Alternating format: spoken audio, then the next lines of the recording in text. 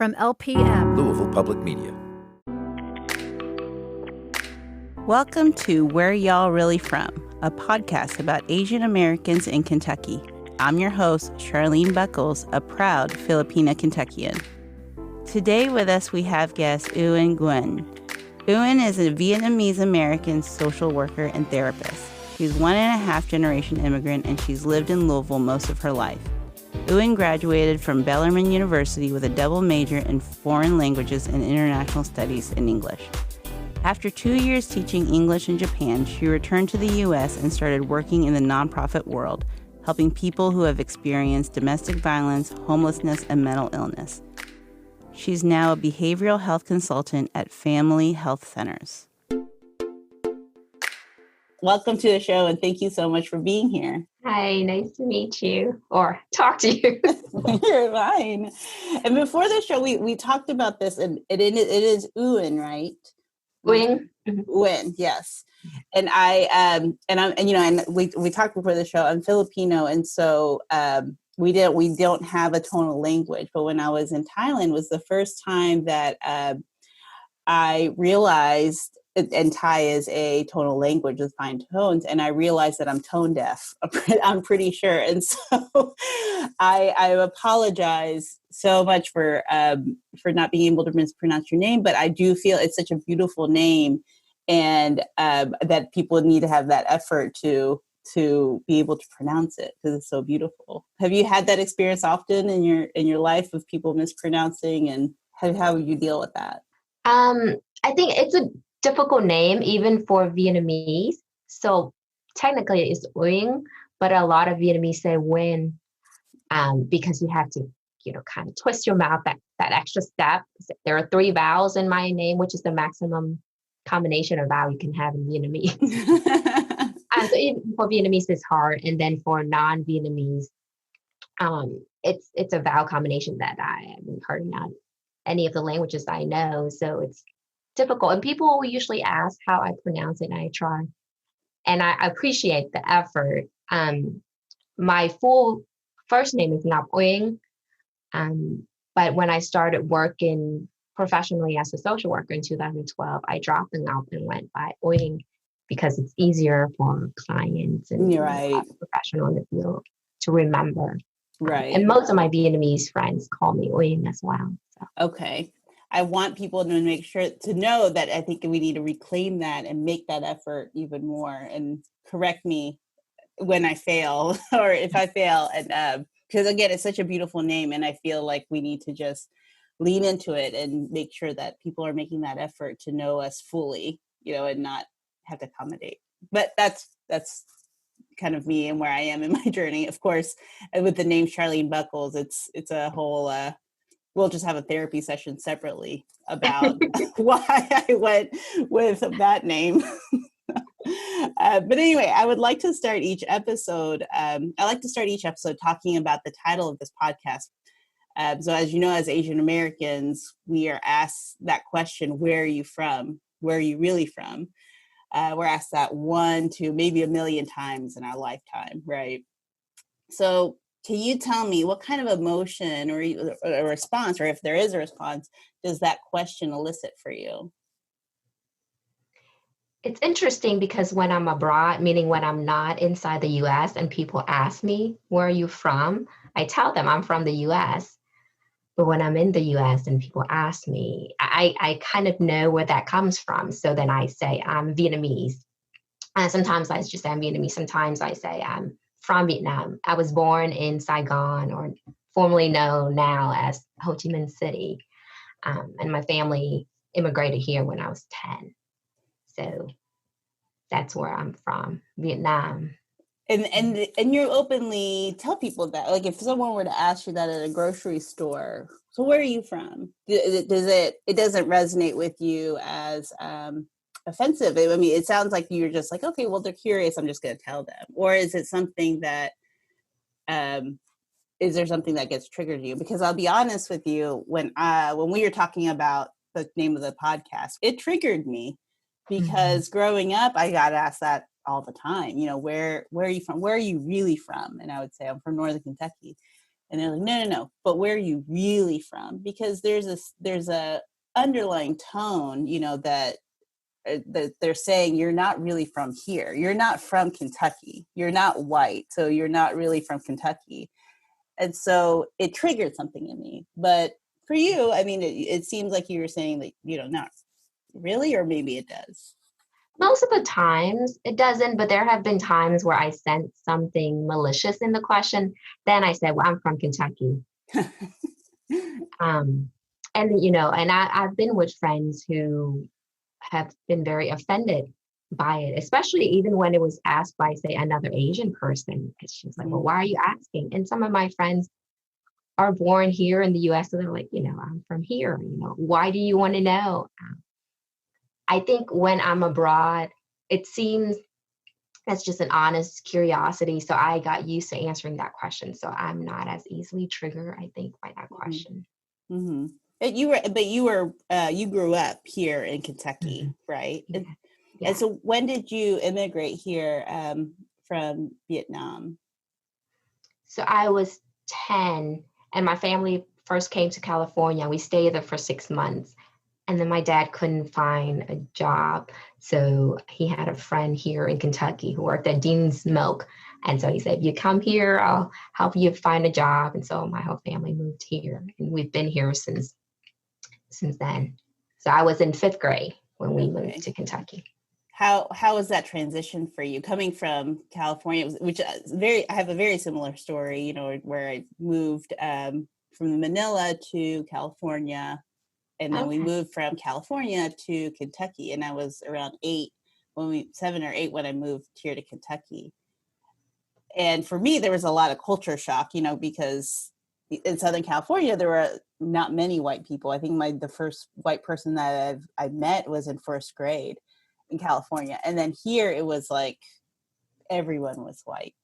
So how was that transition for you moving from Vietnam to California and California to Kentucky? I think the language barrier was the biggest shock. I was always terrified of getting lost because I was like, how would I ask for directions? And then when we moved to Kentucky, the area we lived in, which is South Louisville, has a lot of Vietnamese. So I still have that. There were still Vietnamese kids at the school I went to. We had ESL, and all the kids in my group were Vietnamese kids. So it didn't seem as big a difference in terms of that. What I missed the most was the food. Because there were a lot of Vietnamese grocery store, restaurants, food in California versus here. So my mom learned to cook a lot of Vietnamamese food, a lot more than she used to. We could have a whole episode on food and like how nostalgic that feels, the feeling of food, and how that taste and those smells just bring back such vivid memories of childhood. And I think I think that's really interesting that you went into a Vietnamese community here in Kentucky. I mean, again, I just never had that. I was just surrounded by people that were very different. Did you ever feel, or I guess, when was that first time that you felt different? Did you ever feel like you were othered at one point in your childhood, or that first moment when you're like, I'm a minority in Kentucky?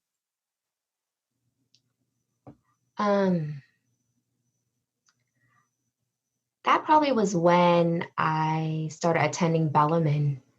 Oh, wow. Which was dominantly white. I remember joking with, one of my classmates that, you would see the same people on the brochure. Like if they want to highlight diversity, you would see the same people. Yes. Yeah. But the high school that I went to was relatively diverse, I think. And so was my middle school. In Bellarmine, I mean, and I graduated from Transy, so I absolutely I absolutely hear that when they ask you, hey, can you do this photo shoot? And I'm like, I'm not a very photogenic person. They're like, no, but we really need you for this photo shoot. And you kind of know where they're getting at. But how is that like those years at on the Hill at Bellarmine? I really loved my Bellarmine experience, to be honest, because it was a small classroom setting. I went to a huge high school, so I think my graduating class at Bellarmine was smaller than my graduating class at my high school. And it was a liberal college experience, so I was exposed to a lot of things that, yeah, I was liberalized to be honest. Because I came from a very traditional Vietnamese family setting, and you respect your elders. The males in the family have more, they have more ability to make decisions. So Bellamy changed that for me, I think. I did feel lonely. I did feel lonely. I think there was only one other Vietnamese person in my class. Yeah. So it felt lonely in that experience. People were nice and polite. Nobody was ever mean, or if they were, I probably didn't detect it. Although I do remember one time we were talking about affirmative action, and one of my classmates who got the same scholarship that I did, he pointed out, well, it's likely that you got your scholarship because of affirmative action. And I'm okay with that. And I remember being so angry, but I did not say anything at the time. I remember thinking, no, I worked really hard for this scholarship, So I think that was the only incident that I can recall from my college experience at Bellarmine that felt racist. There were probably others, I don't know. I don't remember. Yeah. No, I hear that. And it's interesting because I'm hearing you say all these stories, and there's like so many points in which you were talking, or like that. I know exactly that feeling, being able to have, getting exposed to the quote unquote liberal arts education and feeling, okay, this is totally different from what I'm used to, and these are not necessarily the values in which I was instilled. And there was, for me at least, there was a lot of tension at home because of that, because I was quote unquote westernized in a sense that that I was constantly questioning my elders, or my grandfather at the time who was living with us, and my father, and even in Filipino culture, it's very much a top down, respect your elders, respect the male figurehead, and there was a lot of tension. Did you feel that when you went home for the summers or breaks? Well, I lived at home. So initially I had wanted to move away for school. I'd applied to a school in Massachusetts and I got in. But my mom really wanted me to stay in Louisville. And I have an older brother and he didn't move away. So, so my, I picked Bellarmine because it was the smaller setting, but also like that was my one way to rebel, like because he went to rebel, and I'm like this. I'm at least making my pathway in this, and it turned out to be, a great decision. But it's very traditional in that. In my family, is very traditional in that way. My dad had passed away when we were teenagers, so my brother, even though he was only a year and a half older than me, he became the male of the family, and he got to make a lot of the decisions. That's typical in Vietnamese culture,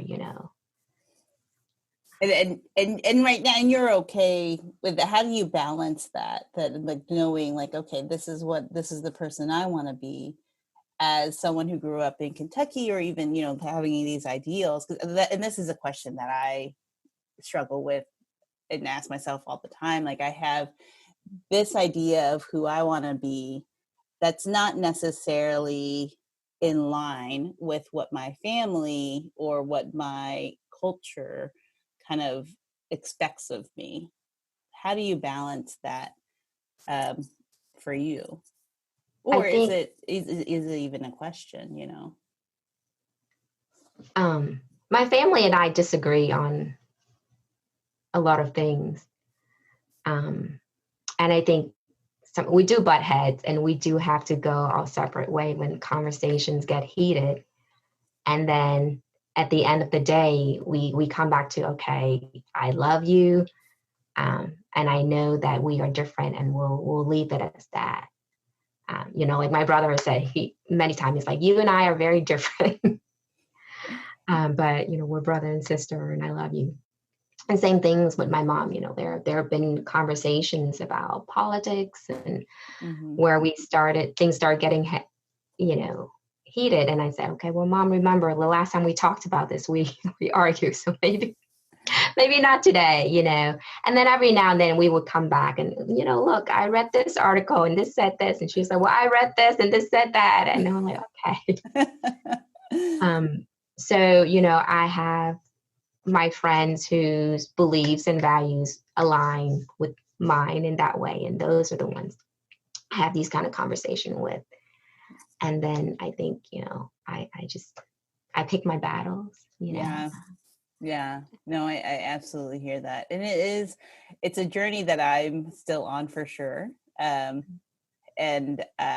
trying to balance that with my family that might not necessarily be politically or ideologically in line with what I have. But then, like you said, at the end of the day, we're still family and we have this shared history and and we still love each other so deeply, which I think is, it's great to kind of remember.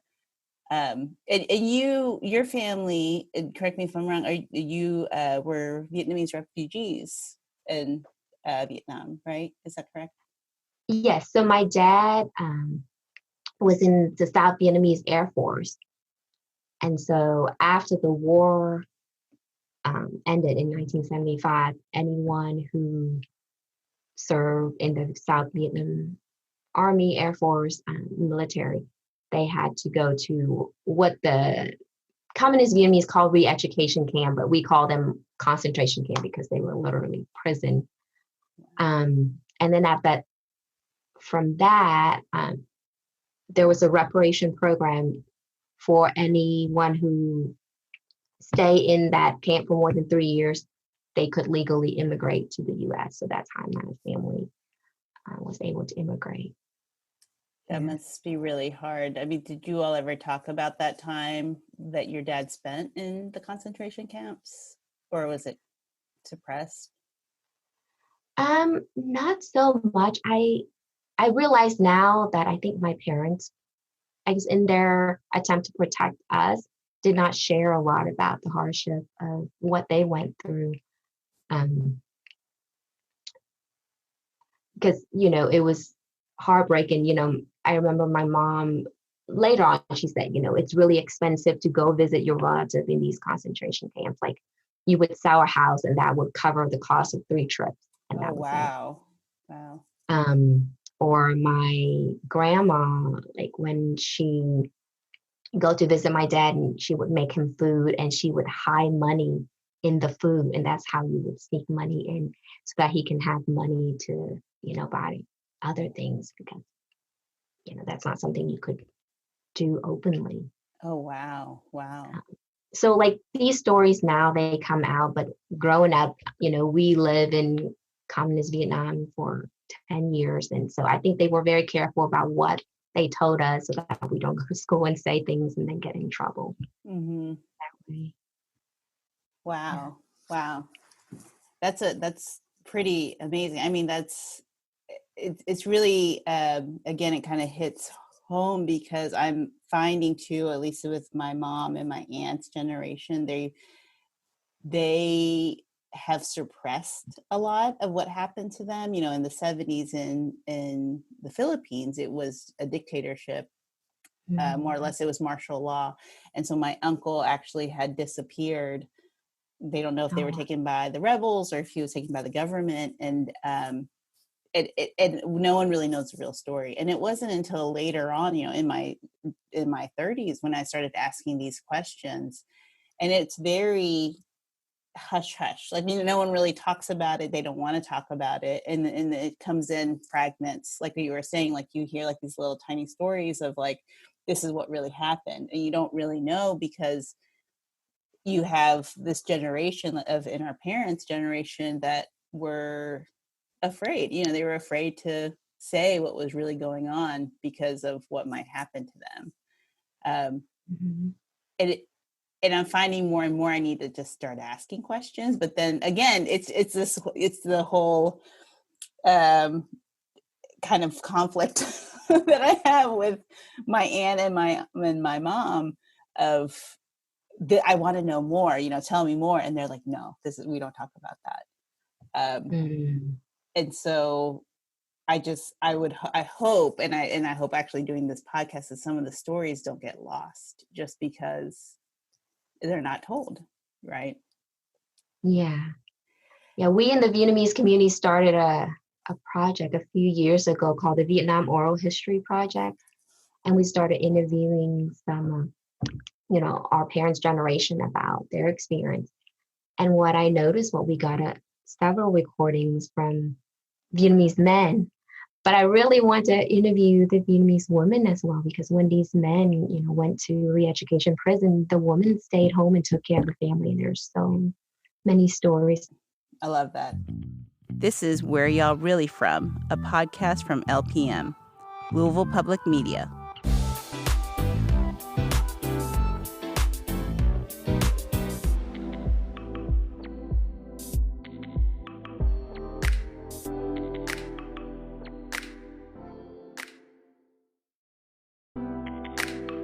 Welcome back to Where Y'all Really From. Our guest is Uyen Nguyen. She's a Vietnamese American social worker and therapist. So after the Atlanta massacre, when 6 Asian American women were murdered by a white male shooter, you wrote a powerful piece in Leo Weekly where you said, quote, "I am enraged for all the times I have felt the need to protect myself from men's bad days. The following day, I thought, now I should share something else, something lighter, more politically correct, more peaceful to balance out the fact that I had so thoughtfully blipped out. I fought the urge to remain the pleasant model minority. Why must I be polite when I feel anything but?" End quote. Which, by the way, that's an amazing piece in the Leo Weekly. I remember reading that and I was like, this is amazing. This is exactly how I feel. Do you still feel this way now after the shooting has happened and everything has kind of, stayed where it is? Yes, I still feel that way. I think, the pain and the anger, that has subsided.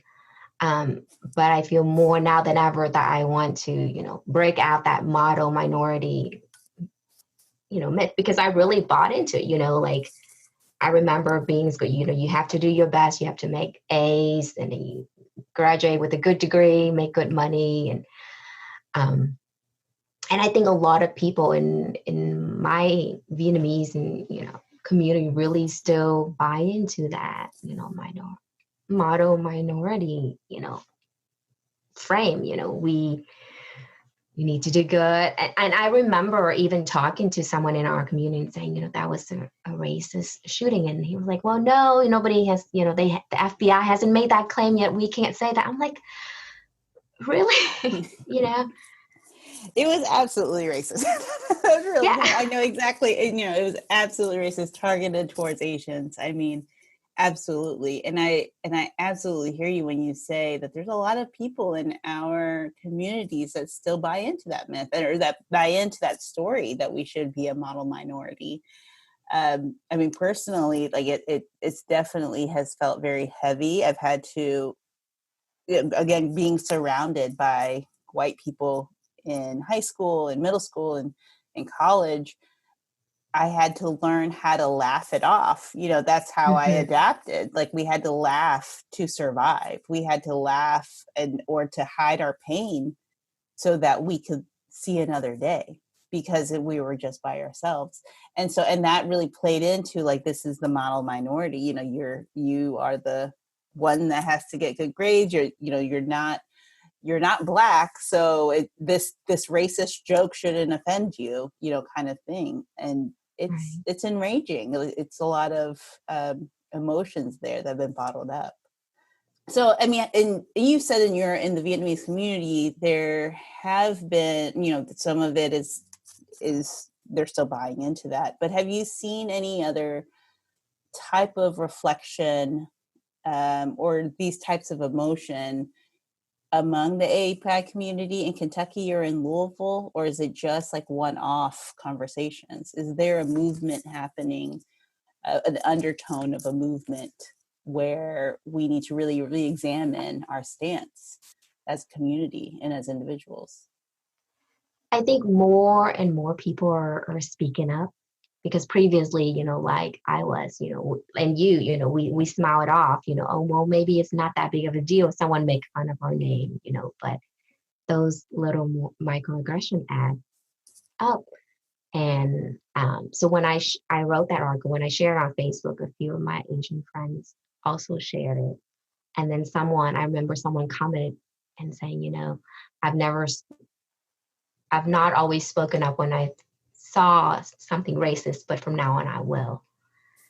And that I think the person was not Asian. So more people are speaking up about their own pain, and that also motivates, you know, because of the connection. Like if it's your friend being hurt, you're more likely to stand up.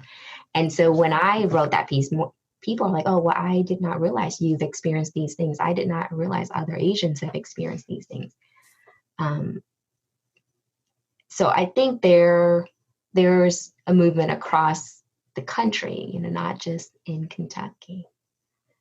Like I'm trying to educate myself more by, you know, reading more about Asian Americans' experience. I'm reading books and essays written by other Asian Americans. I did not realize how many Vietnamese Americans authors there are already publishing. I was like, oh my God, this is wonderful. You know? No, I love that. There's definitely a reckoning happening for sure. I mean, I don't know if you read Minor Feelings. You have? I'm reading through that right now, actually. It's wonderful. It's absolutely wonderful. And it's really the first time where I really sat down and read an author who has very eloquently put into words the pain and the emotions that I've felt for so long, you know. And I think, like you said, more and more people are really diving into that and making their pain heard, which I think is very beautiful. But I think also there's like a process there that's also happening. I mean, do you think that we'll ever get to a point where Asian Americans will come to terms with their, you know, taking care of their mental health and really unpacking their race-based trauma? I think so, and I hope so. I think it starts with the younger generation, like among my circle, the people I know who are seeking or have sought mental health care, or younger generation. Older generation, like my parent generation, I have not seen a lot of that. I think the concept to them doesn't even exist. I remember trying to find a Vietnamese word to translate what I do for a living, and that's difficult because it's not a common thing. Oh, wow. I think the language barrier and the cultural barrier are huge. And also, I think right now there are not a lot of providers, mental health providers, who are Asians. And I think that as that grows, that will help. I remember there's an online directory that was started, I don't know when, but around recently.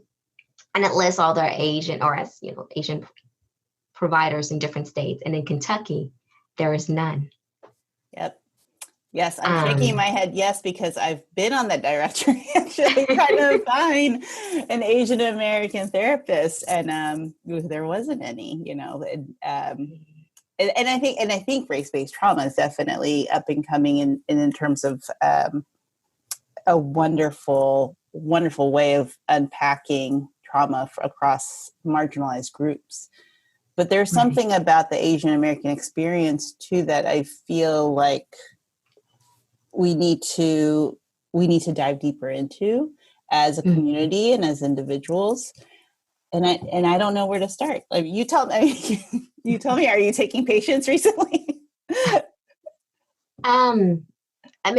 Anybody who's a patient of our family health centers can see me.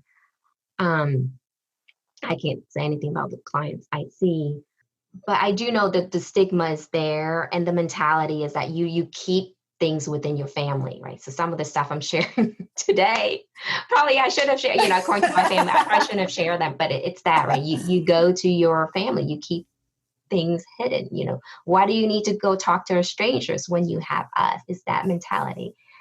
I think Vietnamese is very collective culture, right? So it's a collective. But you say something about you that reflect on your family, that reflect on all Vietnamese. So there's also that need to hide and to not show that we're vulnerable, which is why I appreciate, Kathy Park Hong book so much, because she's so vulnerable and so honest about her experience as an Asian American person. So I recommend that book to everyone. Yes. And you do think we're going to get to a point for the younger, especially for younger Asian Americans, who will lean outside of those family-centered values? Or you think it might do you think that you've said that movement is happening with the younger generation. Do you think that will sustain, or will the family-centered values kind of trump that? I think people will eventually move toward those who they feel that they have close connections with. So like for me, like I have two friends whom I call sisters, and they're not my sister, but they are like my sisters to me because we share values, we share beliefs, we share experience, we support each other, just like family members do. And we learn from each other. And I think as the younger generation grow up, they go to college, they have that college experience, that education. I think there will be a cultural shift in that way. I hope we can only hope, hope will sustain us. Yes, no, absolutely. So I do like to end each episode with lightning round questions. Are you ready for them? Okay. What's your superpower? I'm pretty good at seeing, I used to say the brighter side of things, but I also know that there's that toxic positivity. So it's always, you don't always have to see the brighter side of things, but I do try to see the other side of things. And I think it's important in trying to bridge connection with someone who is very different from you. Very much needed nowadays. Favorite song to jam to? I have one favorite musician, Trịnh Công Sơn. He's a Vietnamese musician and composer, and he has a song called "Để gió cuốn đi." It means to be swept away by the wind, and the lyrics goes, "In this life, you need to have a heart so that can be swept away by the wind." So very whimsical. Oh, that's so beautiful, though. That's so beautiful. What's your favorite comfort food? I love all kinds of soup. When I was younger, every time I come home after a long travel, my mom would always ask what I want to eat. And I always say, like, I wanted this soup mangkok, which is like this crab seafood soup that she would make. So, that sounds delicious. Yeah. That sounds She's a really good cook. What's the most Kentucky thing you do? I think every time I go to a restaurant, if there's something on the menu, like some food that has bourbon flavor or bourbon in it, I would try it. So that's probably, the most Kentucky thing I do. Oh, that's so funny. Well, thank you so much for being here today and opening up and sharing all your experiences and your insights. And I really, really appreciate it. Thank you so much. You're welcome. Where Y'all Really From is created by Dan Wu, Charlene Buckles, Nima Kulkarni, and May Suramek, and hosted by Dan and Charlene. Our show is edited by Alex Cooper, and our music is by Kojin Toshiro. Leanne Gann did our graphic design. Where Y'all Really From is part of the Louisville Public Media Podcast Incubator, with support from the Community Foundation of Louisville, Podchaser, Rankings.io, and the Eye Care Institute's Bridgertown Clinical Trials. Our executive producer is Laura Ellis. For more information and to keep in touch, visit whereyallreallyfrom.org.